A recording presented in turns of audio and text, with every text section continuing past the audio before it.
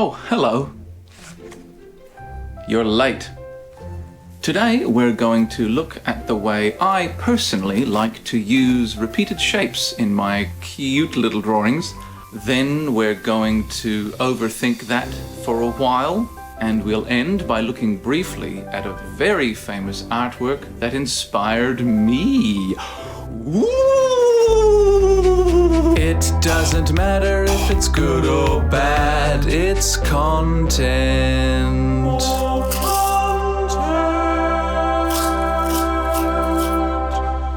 Welcome to Patrick Alexander's World of Content. I'm your hero, Patrick Alexander.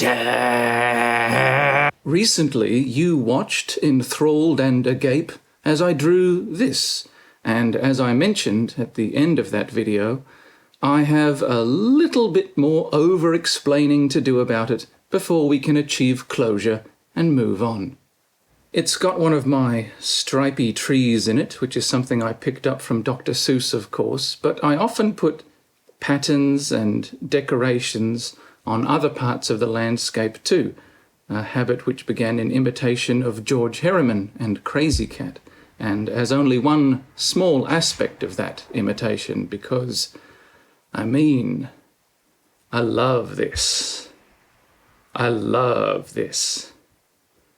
But today I want to highlight this other thing I often do in my illustrations, which is repeating shapes within the composition. Sometimes it's just a casual little flourish. Sometimes I lean into it so much that I think I come close to crossing over that fuzzy border between illustration and design.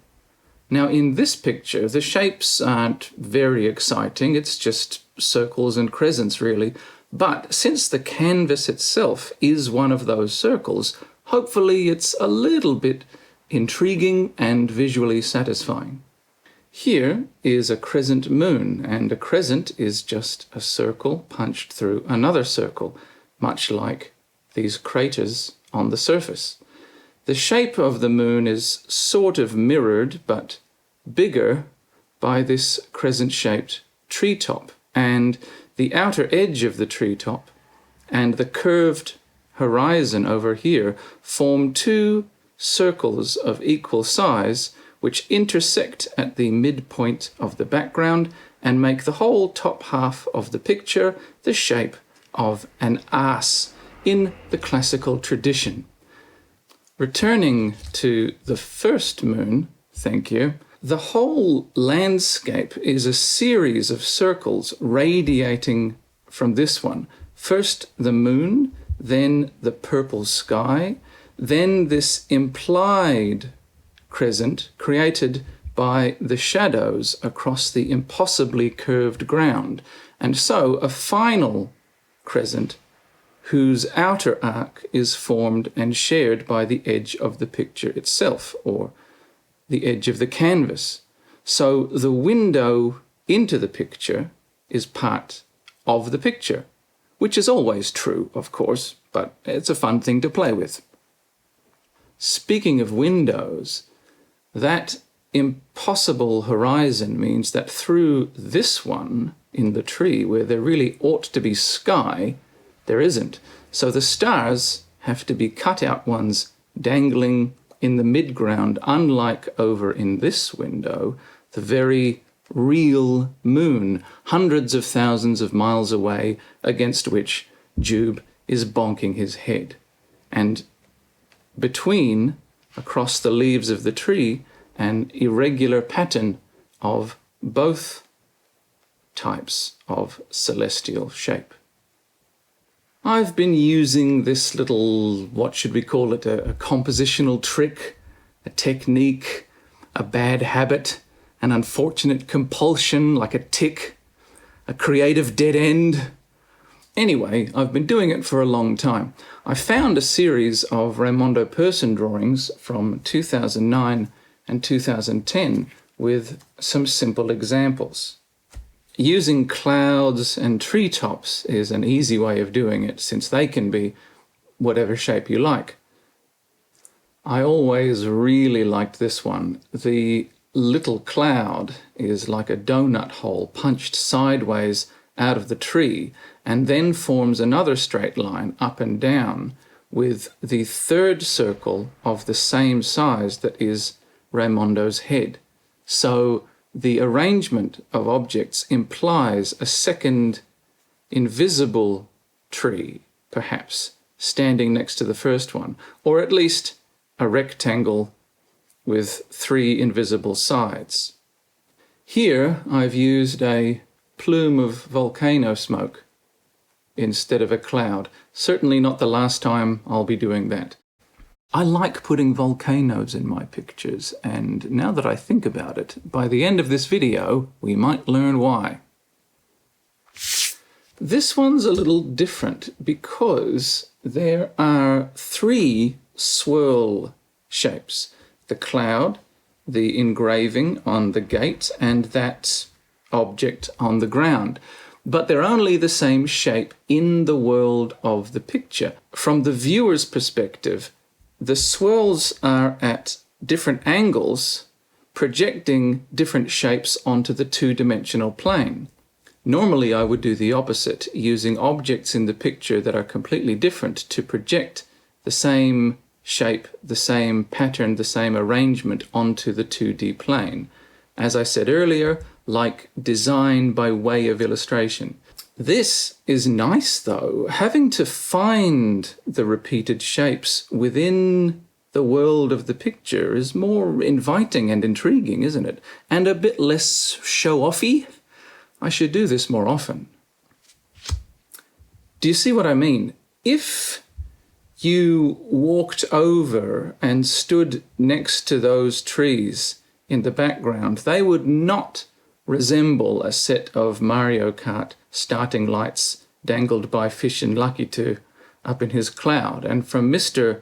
Lucky 2's perspective, he would not notice that his cloud matches the shape of the rim of a volcano directly below him, not least because it's not directly below him.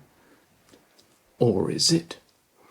And in a different way, the cloud matches the shape of the traffic sign directly below it, but also doesn't. We know that the sign is a flat sheet of metal, the cloud is big and puffy.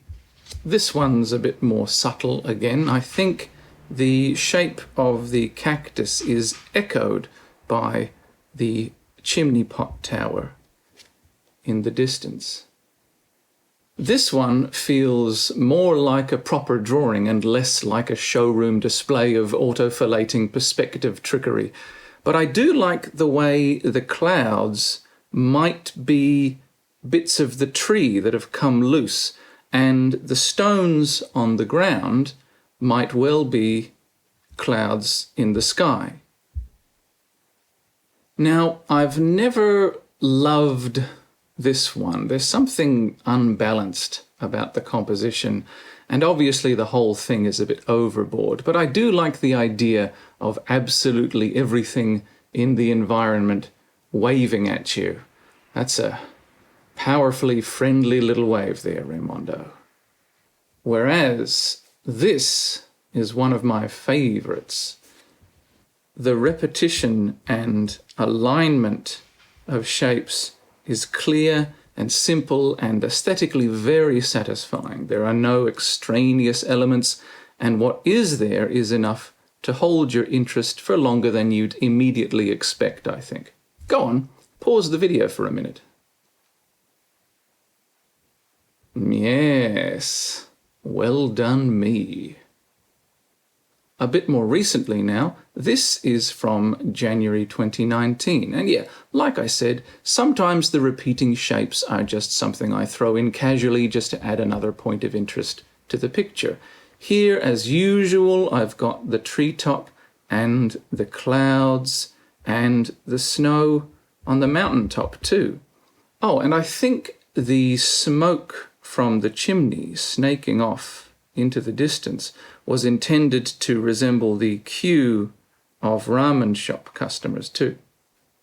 Now here, though, this is from last year, July 2022. Here I've gone maximum wank again and maybe because it's recent, but this time I don't want to apologize for it. I think it's really good.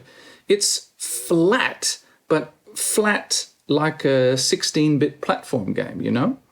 I admit it's a bit crowded and doesn't have a strong focal point, but look at all the repeated shapes. Here's the treetop and cloud, of course, but this floppy bit of the treetop is repeated down here, forming a nice arc. These bushes at the base of the tree could be part of the mountain range along the horizon, or this bush in front could be a second volcano having a colourful eruption of its own. This bendy section of the tree is mimicked by the plume of volcano smoke over here, even the little floppy limb whose counterpart is this little swirl. And that swirl has a sort of inverted reflection over here, bringing us back to that same part of the tree. And just as the smoke rises from this arc at the top of the volcano, the smoke-shaped bendy section of the tree rises from this arc at the top of this underground volcano of roots. And of course, the top of the volcano is actually a crescent, which is repeated almost exactly by the moon up here. And another crescent is formed by this hole in the tree. So there's a triangle of crescents with our blue friend at the center, enriching their mind with this hardback collection of loss memes. But in fact, those are just 3 points along a parabola of objects. As you can see, the skull, the mouth of the volcano and this fork of smoke, the sun, the moon, the cloud, and the treetop. We can take a journey above and below the earth, starting with blue here, beginning their own journey of enlightenment. Whee, boom, phew, brum. You see? Hopefully I'm demonstrating that for the artist, this sort of thing can be a lot of fun. It's a bit like solving a puzzle. It's a bit more like creating a puzzle for someone else to enjoy, which, probably not coincidentally, is another thing that I've been doing lately. Repeating shapes helps to make the image both visually coherent and, with a little bit of luck, arresting. Just enough to keep the viewer looking for a little longer than they might otherwise. And once their eyes are moving across the picture, they might consider the relationships between the objects in view and what those objects and what those relationships might symbolize. So what does this picture symbolize? I don't know. It's just a bit of colorful fun, really. But I'm looking at it right now, just as you are. And, well, let's put our wanking gloves on, shall we? It could be something to do with birth and death and everything in between. That whole circle of life theme is underlined by the presence of both blossoming flowers and falling leaves that direct us to the underworld, where we find signifiers of both fertility and decay, the direction of these searching roots towards the skull, reminding us of the inextricable relationship between the two. Another symbol of fertility, the flowers reach towards the sun, the source of all life and energy, and yet it is only such because of its own constant decay, burning and shrinking, dying from the moment of birth. The cycles of nature on Earth are reflected in the moon and its own cycle, from new to full and around again, suggested here by its crescent phase, and that cycle created by light and shadow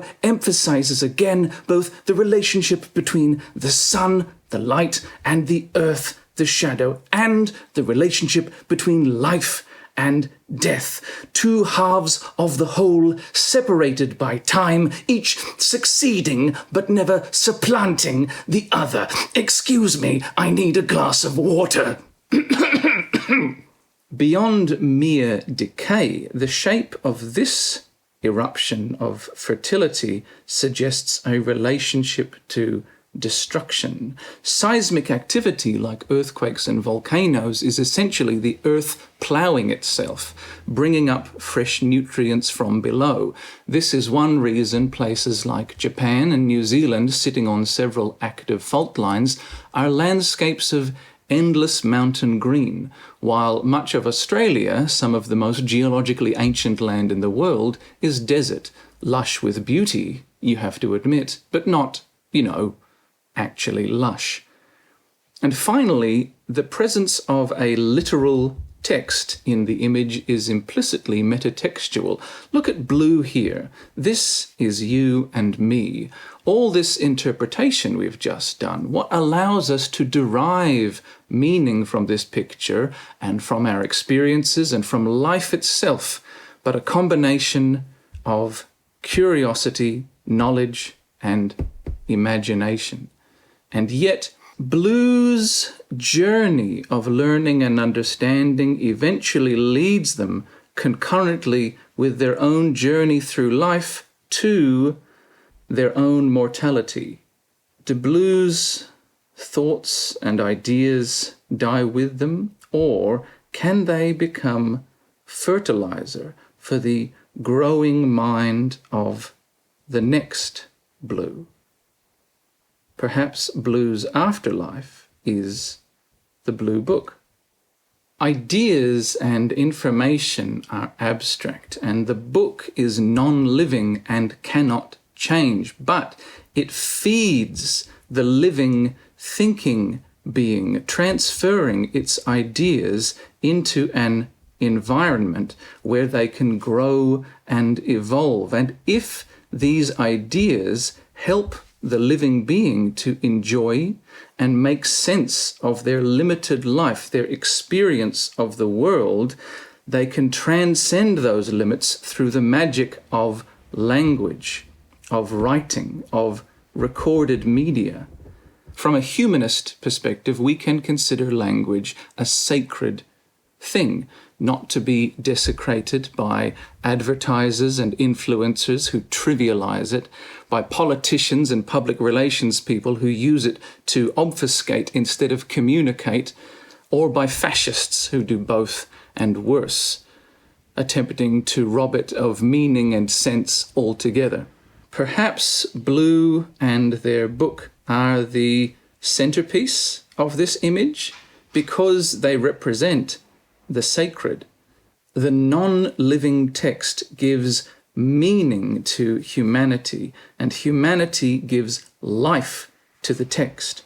The natural cycle of life and death becomes a vehicle to carry this new cycle between life and death, created by humanity, which allows us, for the lifetime of our species, to paradoxically transcend the older and greater natural cycle, omnipotent and indifferent, by transferring knowledge and wisdom, songs and art and entertainment and delight across generations, building and ascending. It is, in the true and literal sense of the word, supernatural. It is our God, created in our image. And when we prevent others from learning and changing, or when we stubbornly refuse to learn and change ourselves, we are performing blasphemy. On the other hand, when we learn and discover, whether through play or by study and research, and of course, when we create something, We are performing ritual acts of worship to the human divine. Which is nice.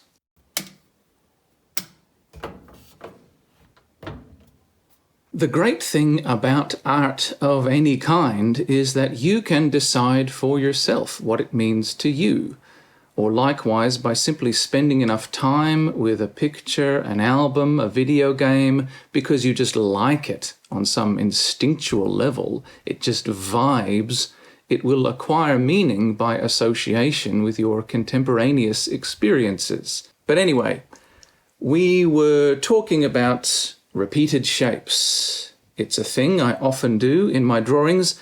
When did I start doing that? I don't remember. Why did I start doing it? That I've thought about, and I'm pretty sure I can tell you. Let me show you something from my imaginative vocabulary. More content.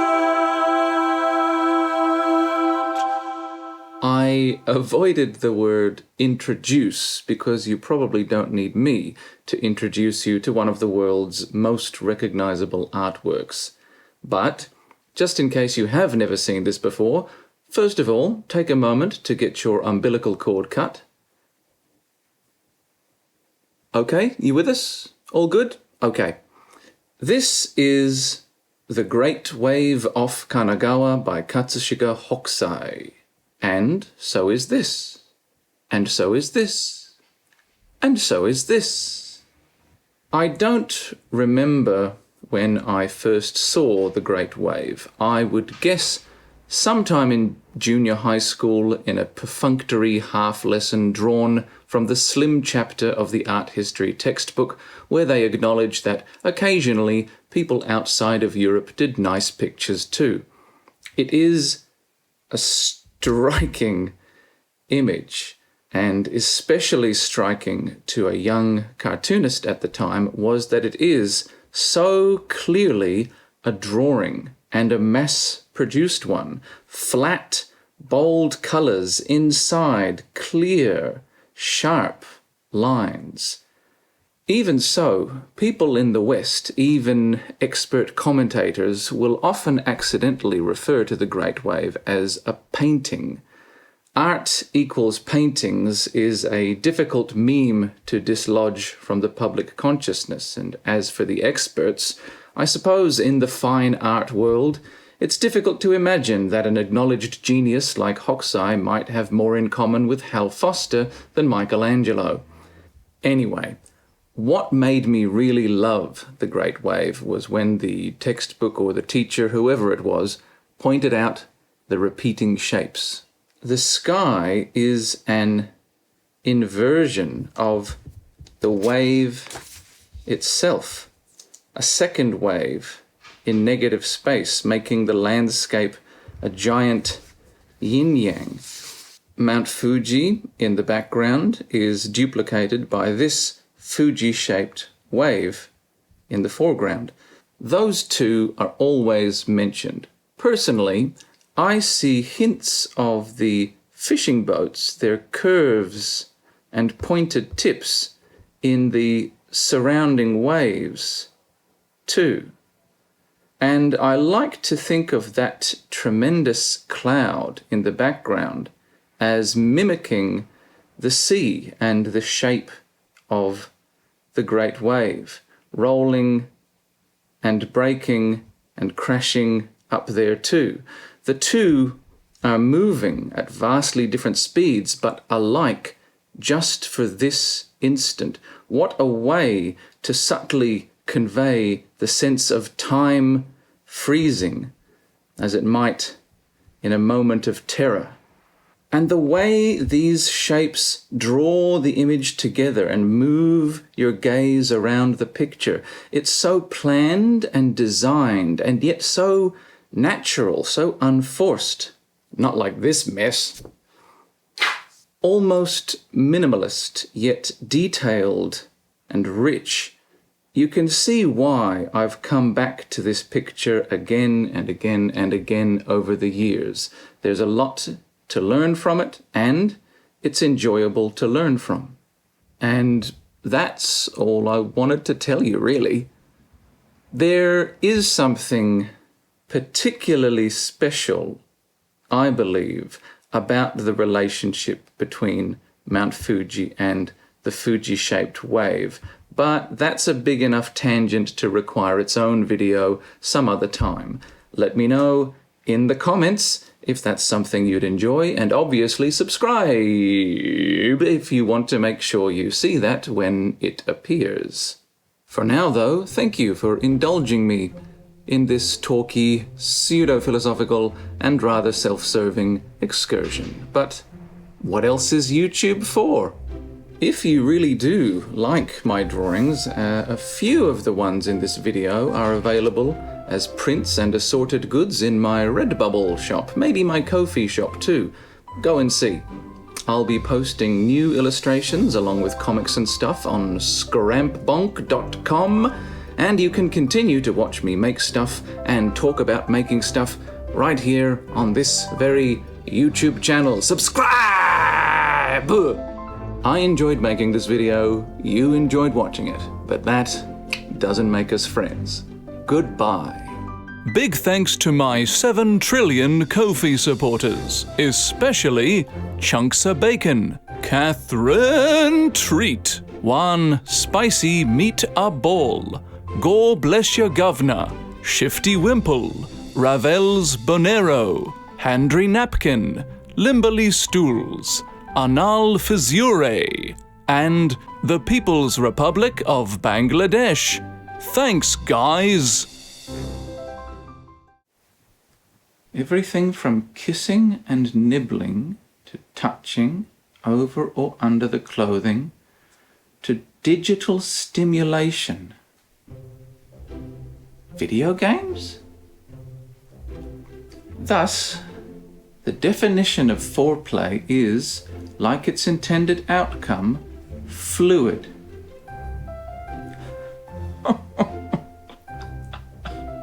Oh, Professor.